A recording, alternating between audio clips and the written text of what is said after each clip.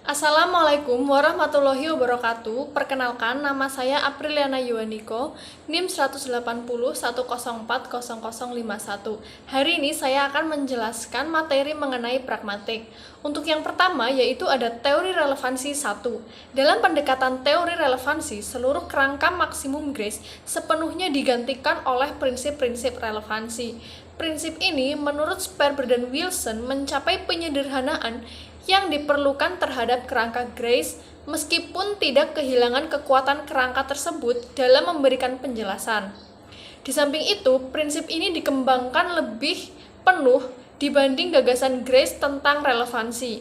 Ciri yang pertama yang perlu dicatat dalam prinsip relevansi Sperber dan Wilson adalah daya terapannya tidak hanya pada komunikasi, tetapi juga pada bidang kognisi pada umumnya. Ciri kedua, prinsip relevansi Sperber dan Wilson, yakni perwujudan karakteristik ekonomisnya adalah konsekuensi langsung asal-usul kognitif prinsip ini. Dan ciri ketiga prinsip relevansi Sperber dan Wilson adalah kapasitasnya baik dalam membentuk ujaran-ujaran yang sumbangkan oleh penutur terhadap komunitas maupun dalam mempengaruhi bagaimana pendengar ujaran. Oleh karena itu, dalam pemrosesan setiap ujaran, pendengar harus bersikap serelevan mungkin dalam berbagai keadaan. Asumsi inilah yang kita sebut dalam prinsip relevansi. Yang kedua, ada relevansi dan komunikasi. Penelitian Grace tentang maksim-maksim percakapan dapat dipandang memberikan unsur-unsur sistem konfirmasi hipotesis pragmatik. Semua maksim Grace dapat diganti dengan prinsip relevansi tunggal bahwa penutur berusaha bersikap serelevan mungkin dalam berbagai keadaan yang bila diuraikan secara tepat dapat mengatasi sejumlah besar data yang dapat dijelaskan dengan rancangan maksim-maksim Grace. Oleh karena itu, terhadap pemrosesan setiap ujaran, pendengar harus membawa asumsi yang kuat bahwa penutur telah berusaha bersikap serelevan mungkin dalam keadaan-keadaan tersebut. Relevansi dan kognisi. Konfirmasi ilmiah merupakan proses global yang dapat memanfaatkan cara-cara inovatif terhadap sejumlah besar informasi. Di sini perbedaannya adalah dengan proses dalam bentuk premis. Sperber dan Wilson memberikan reaksi dengan ambivalensi terhadap kemungkinan penjelasan semacam ini. Proses kognisi sentral tidak dapat dijelaskan dengan menunjukkan proses-proses kognitif, pemahaman inferensial, dan proses-proses pembuatan teori ilmiah. Sperber dan Wilson menunjukkan sejumlah cara di mana proses sentral yang diperlukan untuk pembuatan teori ilmiah berbeda dari proses-proses yang diperlukan untuk pemahaman inferensi seperti proses yang sangat berbeda, sains berurusan dengan alam yang tidak terlibat aktif dalam membantu pembuatan teori. Sedangkan penutur dalam komunikasi biasanya menghasilkan ujaran-ujaran dengan cara yang dapat membantu pemahaman. Pembuatan teori ilmiah merupakan aktivitas intelektual yang luar biasa. Sedangkan pemahaman inferensial merupakan kemampuan yang benar-benar lebih bersifat biasa. Menurut Sperber dan Wilson, interpretasi berjalan dengan dua tahap pembentukan hipotesis tentang niat komunikasi penutur dan konfirmasi hipotesis tersebut. Yang berikutnya ada kritik filosofis terhadap teori relevansi. Positivisme logika. Positivisme logika muncul untuk melawan konteks kultural di mana seorang semakin percaya yang tentu saja didorong oleh semakin suksesnya sains bahwa sains dapat memberikan jawaban atas semua persoalan penting dari sejumlah bidang. Positivisme logika berfungsi untuk melegalkan sentimen-sentimen kaufisinisme sains ini dan penghinaan terhadap pertanyaan-pertanyaan non-ilmiah yang menyertai kaufinisme ini dengan menegakkan norma-norma dan standar-standar sains sebagai kriteria wacana yang bermakna dalam penelitian. Teori verifiabilitas atau daya pembuktian kebenaran, makna ini merupakan fokus terdalam penyangkalan diri yang dilontarkan oleh Putnam terhadap positivisme. Teori relevansi 2. Positivisme logika Putnam mengajukan kriteria signifikansi di mana setiap pernyataan yang tidak dapat dibuktikan kebenaran secara langsung atau yakni dapat dibuktikan kebenarannya dengan pengalaman dianggap tidak ada artinya. Klaim Putnam inilah bahwa dengan tidak mengenali kontribusi kondisi-kondisi ini dan kondisi-kondisi lain terhadap makna pernyataan-pernyataan teoritis ilmiah, kalangan positis telah menghasilkan penjelasan reduksionis terhadap makna pernyataan-pernyataan ini. Dan yang penting, penjelasan reduksionis terhadap gagasan-gagasan makna dan rasionalitas. Reduksionisme ilmiah, teori relevansi. Pertama, kaidah-kaidah eliminasi. Menurut Sperber dan Wilson, asumsi diproses dengan piranti deduktif sentral. Piranti ini mengakses entry-entry logika konsep dan menerapkan pada asumsi-asumsi ini kaidah eliminasi yang terkandung dalam entry-entry ini. Fungsi piranti ini pada hakikatnya adalah untuk menganalisis dan memanipulasi isi konseptual asumsi-asumsi, yakni fungsi yang dilakukan oleh kaidah-kaidah eliminasi yang melekat pada entry-entry logika bagi konsep-konsep. Sperber dan Wilson menyatakan kaidah-kaidah eliminasi ini berfungsi menginterpretasi isi asumsi-asumsi konseptual. Kedua, deduksi dan pemahaman. Reduksionisme terhadap penjelasan Sperber dan Wilson tentang pemahaman inferensial mencerminkan kecenderungan reduksionis yang serupa dalam model penjelasan deduktif monologis di kalangan positivisme logika. Penjelasan ilmiah dalam positivisme logika diberikan dengan menggunakan deduksi, di mana pernyataan yang menerangkan explanandum berasal dari pernyataan-pernyataan berbagai hukum ilmiah dan pernyataan-pernyataan yang menerangkan fakta-fakta empiris yang telah diketahui sebelumnya. Yang ketiga, konfirmasi fungsional. Sperber dan Wilson mengembangkan konsep konfirmasi fungsional sebagai reaksi kritis terhadap konsep konfirmasi logika. Model untuk konsep yang terakhir ini ditentukan dalam positivisme logika, disebabkan oleh karakter logikanya inilah konsep konfirmasi fungsional Sperber dan Wilson juga merupakan sarana bagi reduksionisme. Konfirmasi fungsional berfungsi memisahkan konsep relevansi dengan individu. Dari jaringan konseptual yang lebih luas yang mengandung gagasan-gagasan seperti power, prediktif, dan efektivitas dalam memberikan penjelasan. Yang berikutnya ada pragmatik dan pikiran satu. Kebutuhan terhadap kajian pragmatik terhadap pikiran sajak manusia mulai berefleksi pertama kalinya dengan kesadaran dan pikiran mereka sendiri. Gagasan pikiran telah menempati suatu dari posisi refleksi dalam berbagai pertimbangan mereka yang mendalam. Karena di samping sebagai subjek refleksi, pikiran juga merupakan sumber atau asal-usul dari semua refleksi. Selanjutnya, adanya gagasan bahwa merupakan refleksi atau cerminan isi pikiran bukanlah hal baru. Para filsuf telah menganggap bahasa dapat digunakan untuk memahami berbagai pekerjaan pikiran, khususnya kapasitasnya untuk memperoleh, menyimpan, dan menanamkan pengetahuan. Bahasa alami hanya dapat memberikan cerminan yang tidak cermat terhadap pikiran-pikiran yang membentuk penalaran manusia untuk mengatasi ketidaksempurnaan yang selalu ada dalam bahasa alami. Yang berikutnya ada modularitas tesis pikiran. Asumsi yang dibahas dalam modularitas ini meliputi asumsi representatif, komputasi, dan organisasi. Representasi menghasilkan suatu asumsi modul yaitu hubungan bahasa dan pikiran dengan keadaan dunia eksternal dan adanya sifat-sifat sintaksis formal.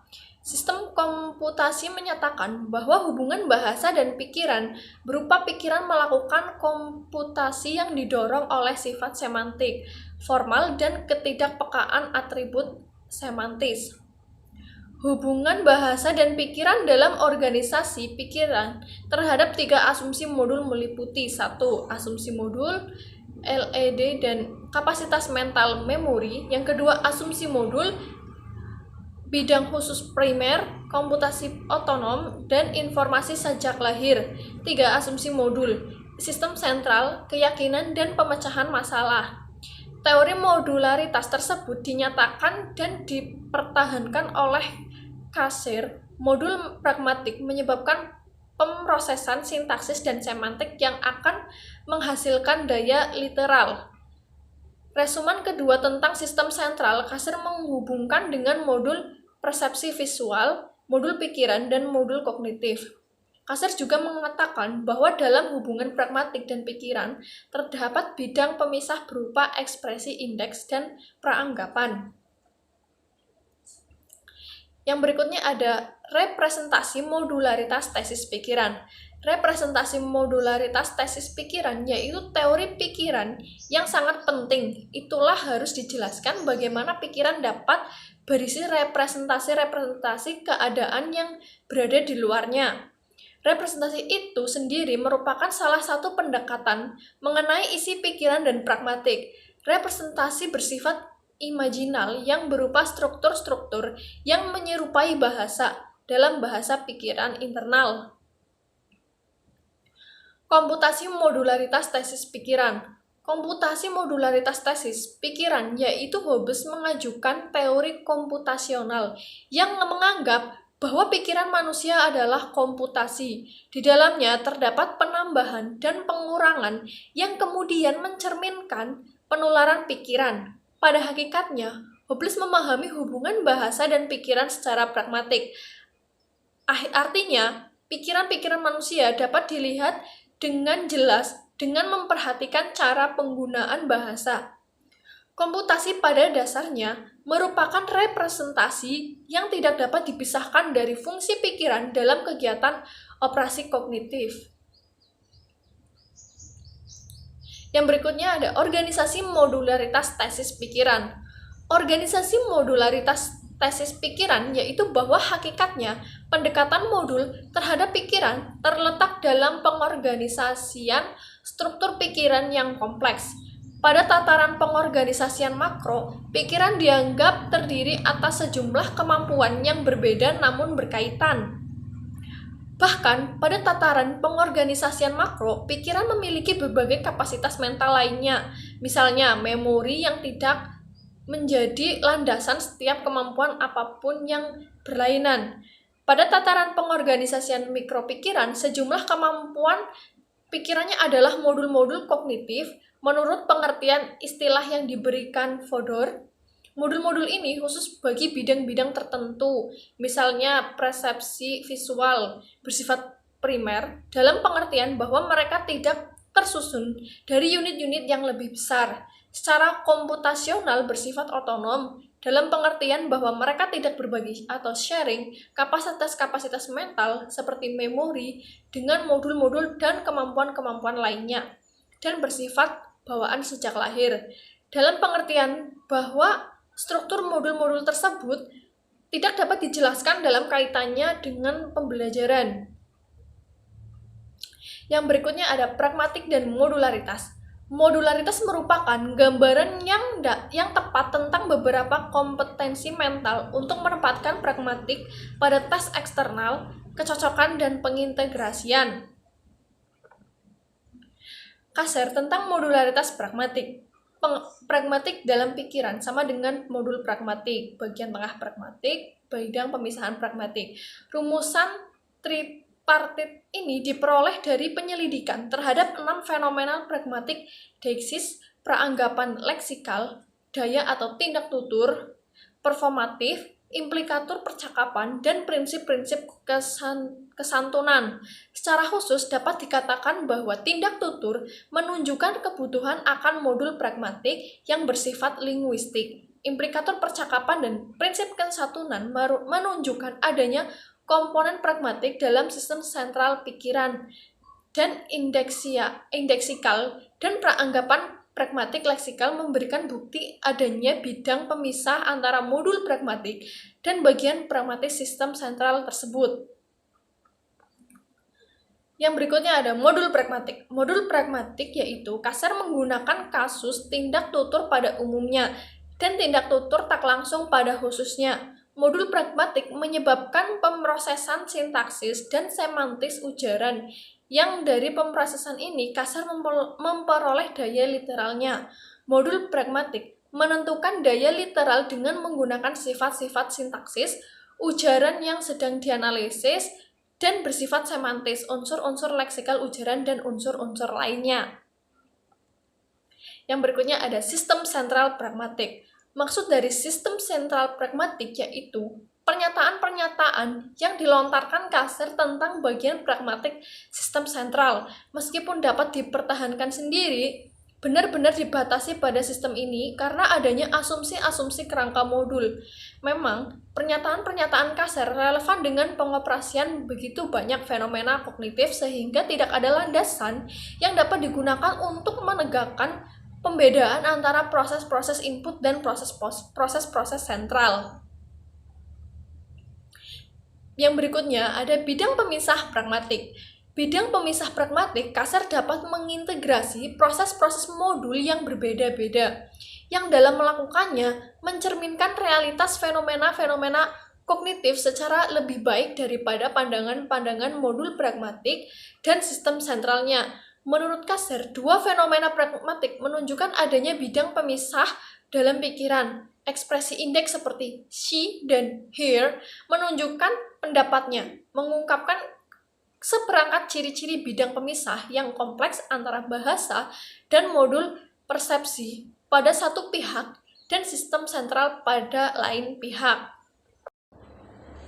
Berikutnya ada pragmatik dan pikiran 2. Sperber dan Wilson berasumsi bahwa ada hubungan yang diperlukan antara modularitas sistem linguistik dan kenyataan bahwa ia menggabungkan kata bahasa atau kode. Dengan demikian, pernyataan bahwa pragmatik merupakan modul pada hakikatnya sama dengan pernyataan bahwa ada kode pragmatik. Sperber dan Wilson berpendapat bahwa kode tidak diperlukan atau tidak memadai untuk menginterpretasikan ujaran. Komunikasi tidak selalu melibatkan reproduksi maksud yang sebenarnya untuk penutur menurut pikiran pendengar. Tipe komunikasi yang paling tepat dijelaskan oleh sebuah kode. Malahan, yang paling sering dapat dicapai oleh komunikasi adalah menunjukkan persamaan antara pikiran penutur dan pendengar. Tentunya berdasarkan permasalahan tersebut perlu adanya landas pijak yang kuat mengenai teori baru bahasa dan pikiran. Meskipun juga telah diungkapkan bahwasanya teori baru tentang bahasa dan pikiran membutuhkan kriteria, yaitu adanya integrasi kelengkapan informasi, regresi informasi, dan plastisitas informasi, tetap saja masih perlu membuktikan dalam melakukan kajian ini agar terdapat dari aksioma-aksioma yang justru mengaburkan pemahaman pragmatik kognisi.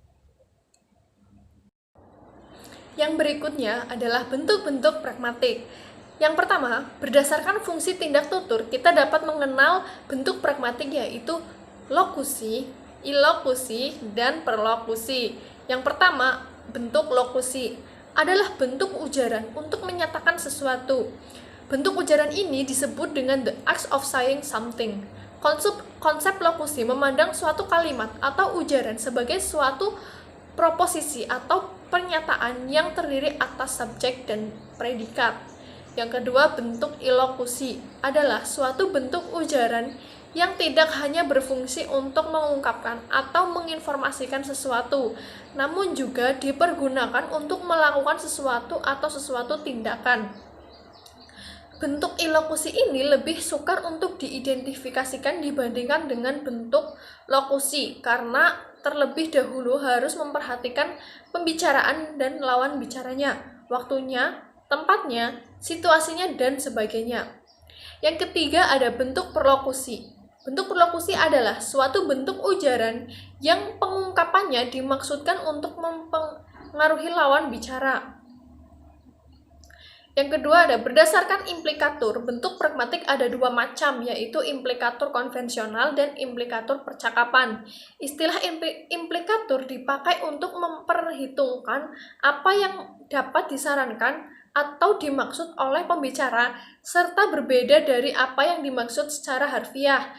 Implikatur konvensional ialah implikatur yang secara konvensional suatu ucapan atau ungkapan telah memberi konotasi, atau menurut Grice implikatur konvensional ditentukan oleh arti konvensional kata-kata yang dipakai. Implikatur percakapan adalah implikasi pragmatis yang terdapat di dalam percakapan. Implikatur percakapan terjadi karena adanya kenyataan bahwa sebuah ujaran yang mempunyai implikasi sebuah proposisi yang sebenarnya bukan bagian dari tuturan tersebut dan tidak pula merupakan konsekuensi yang harus ada dari tuturan itu.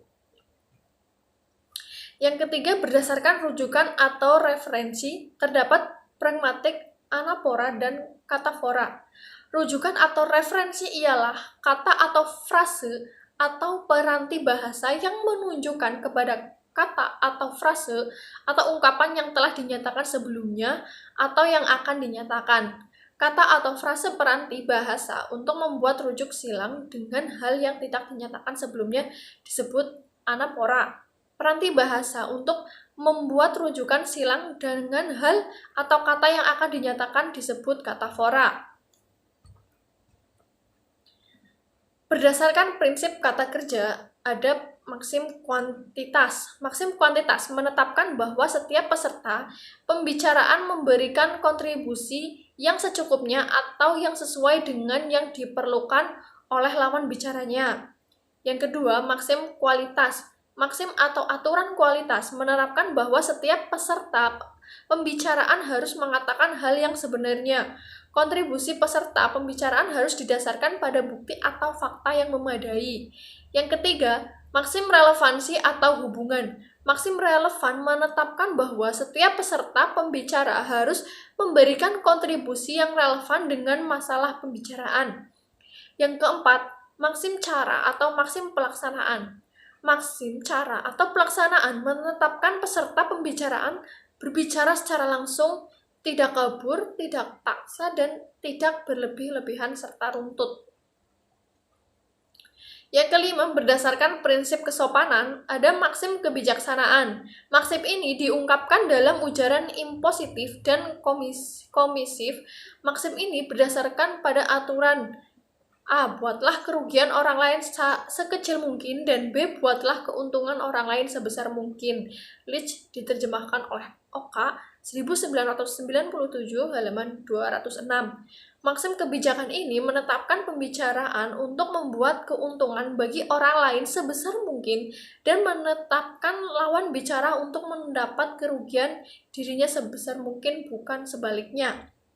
Yang kedua, maksim penerimaan dan kedermawanan. Maksim ini diungkapkan dalam ujaran impositif dan komisif. Maksim ini didasarkan aturan A. Buatlah keuntungan diri sendiri sekecil mungkin, dan B. Buatlah kerugian diri sendiri sebesar mungkin. Leach diterjemahkan oleh Okas 1997 halaman 206. Maksim yang ketiga ada maksim kemurahan atau pujian. Maksim ini diungkapkan dalam ujaran ekspresif dan asertif. Maksim ini berdasarkan pada aturan A. Kecamlah orang lain sedikit mungkin, dan B. Pujilah orang lain sebanyak mungkin. Leach diterjemahkan oleh Oka 1993 halaman 207. Yang keempat ada maksim kerendahan hati. Maksim ini diungkapkan dalam ujaran ekspresif asertif. Maksim ini didasarkan pada aturan A. Pujilah diri sendiri sedikit mungkin, dan B. Kecamlah diri sendiri sebanyak mungkin. Yang kelima ada maksim kesepakatan dan kecocokan. Maksim ini diungkapkan dalam ujaran ekspresif dan asertif. Maksim ini didasarkan pada aturan A. Usahakan agar kesepakatan antara diri dan yang lain atau antara pembicara dan lawan bicara terjadi sedikit mungkin, dan B. Usahakan agar kesepakatan antara diri dan yang lain terjadi sebanyak mungkin. Yang keenam ada maksim kesimpatian. Maksim diungkapkan dalam ujaran ekspresif dan asertif. Maksim ini berdasar pada aturan A. Kurangilah rasa antipati antara diri dengan yang lain hingga sekecil mungkin, dan B. Tingkat rasa simpati sebanyak-banyaknya antara diri dan yang lain, which diterjemahkan oleh Oka 1993 dan halaman 207. Yang berikutnya ada implikator konvensional, yaitu implikator yang diperoleh langsung dari makna kata dan bukan dari prinsip percakapan.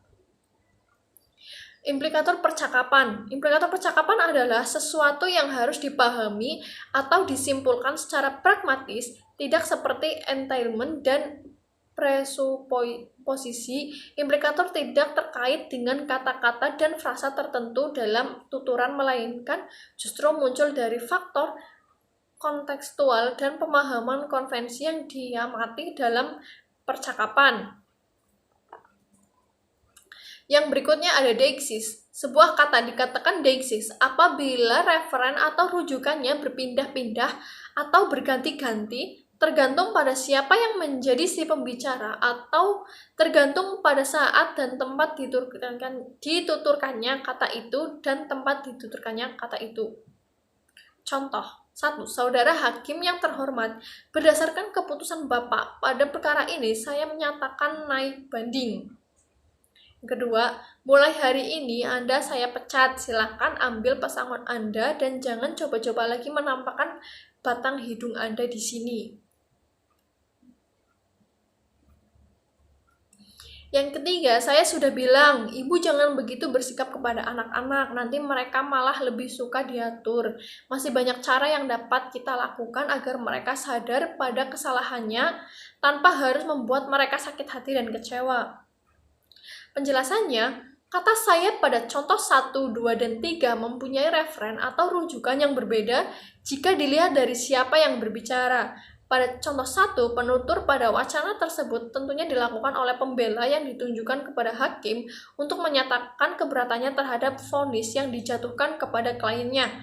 Penutur pada contoh 2 dapat dilakukan oleh seorang pemimpin atau atasan kepada bawahannya, sedangkan kata saya pada contoh ketiga dituturkan oleh seorang ayah kepada ibu atau istrinya.